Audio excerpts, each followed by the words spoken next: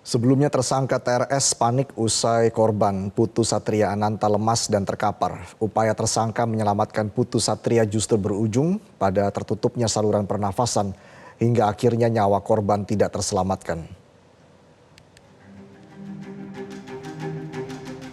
Sekolah Tinggi Ilmu Pelayaran Jakarta Utara menjadi tempat Putu Satria Ananta Rustika merenggang nyawa.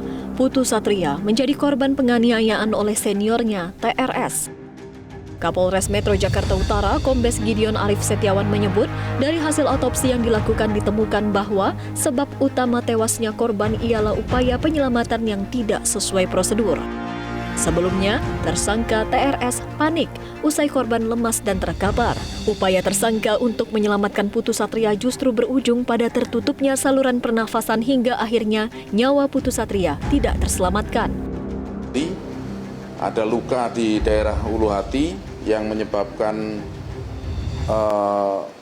pecahnya jaringan paru, ya, ada pendarahan, tetapi juga ada luka lecet di bagian mulut, sehingga kita lakukan pemeriksaan dan sinkronisasi. Ternyata betul bahwa yang menyebabkan matinya atau hilangnya nyawa korban adalah yang paling utama pada ketika dilakukan upaya-upaya menurut tersangka ini adalah penyelamatan gitu ya di bagian mulut, sehingga itu menutup oksigen, menutup saluran pernafasan, kemudian mengakibatkan organ vital tidak mendapatkan asupan oksigen sehingga menyebabkan kematian.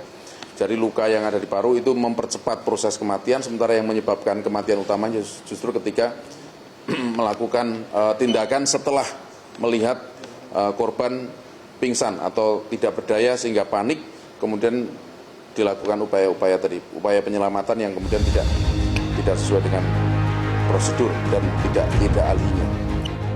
Sebelumnya, korban dipukul pelaku sebanyak 5 kali berturut-turut hingga pingsan.